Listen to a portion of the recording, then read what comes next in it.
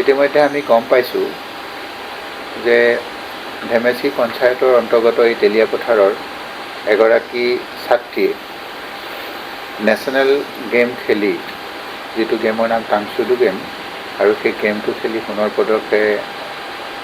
পদক অৰ্জন কৰি অসম তথা আমাৰ ডিব্ৰুগড় জিলাৰ এই অঞ্চলটোলৈ গৌৰৱ কৰি আনিছে। আমাৰ মাজত উপস্থিত আছে তেখেতৰ মাতৃ। আমি এই পুৰস্কাৰ পোৱা মাতৃৰ মনৰ অনুভৱখিনি জানিব খুজিছোঁ। আপুনি কওকচোন, আপুনি কি ভাবে আপোনাৰ ছোৱালীয়ে কেনেধৰণে সাধনা কৰি, কেনেধৰণে অনুশীলন কৰি এই পুৰস্কাৰ পাবলৈ সক্ষম হৈছে, আৰু ভৱিষ্যত পৰিকল্পনা কি? ভৱিষ্যত পৰিকল্পনা বুলি ক'লে ভৱিষ্যতে এগৰাকী ভাল খেলুৱৈ ৰূপে তাইক গঢ় দিব বিচাৰোঁ, লগতে এগৰাকী ভাল মানুহ কৰিবলৈ বিচাৰোঁ। তাৰপিছতে কষ্ট যথেষ্ট কৰে।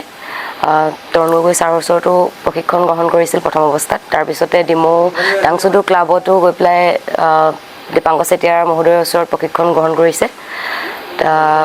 তাই যথেষ্ট কষ্ট কৰে, লগতে ময়ো কষ্ট কৰোঁ বাৰু।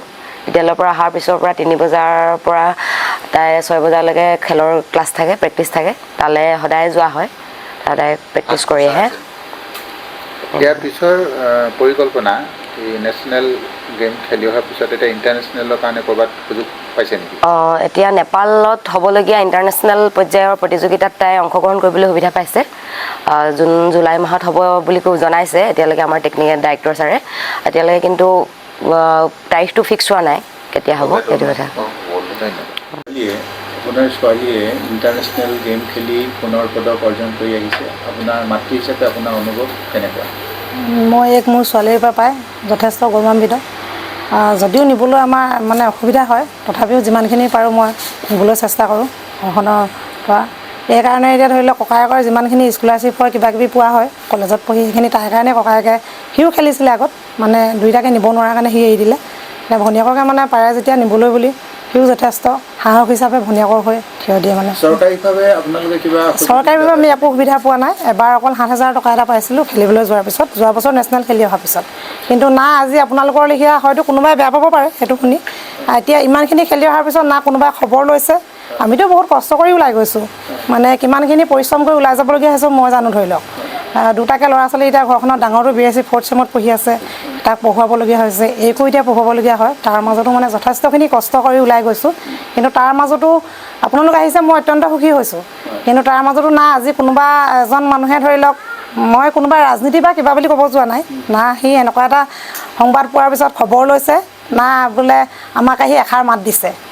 আপোনালোকে হয়তো সেই প্ৰথম আলহী ঘৰলৈ আহি উপস্থিত হয়, আপোনালোকক অশেষ ধন্যবাদ জ্ঞাপন কৰিছোঁ অহাৰ বাবে। ইয়াকে কৈছোঁ আৰু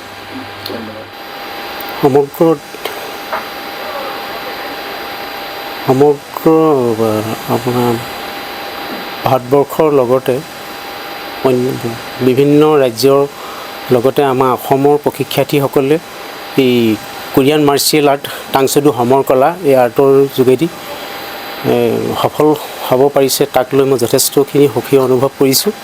আৰু বহু বছৰ ধৰি এই সমৰ কলাৰ লগত মই জড়িত হৈছোঁ। আৰু বিভিন্ন স্কুলত স্কুলত এই প্ৰশিক্ষক হিচাপে এই স্কুলবিলাকত আপোনাৰ ৰাণী লক্ষ্মীবাই আত্মৰক্ষা প্ৰশিক্ষণৰ গভৰ্ণমেণ্টে দিয়া এই ট্ৰেইনিঙত মই জড়িত হৈ আছোঁ। আৰু নিজৰ প্ৰশিক্ষাৰ্থীসকলে যাতে আমাৰ অসমৰ লগতে আমাৰ ডিব্ৰুগড় জিলাখনলৈ যাতে ছাত্ৰ ছাত্ৰীসকলে কেনেদৰে আগবাঢ়ি যাব পাৰে, তাক লৈ মই যথেষ্টখিনি কষ্ট কৰি আহিছোঁ।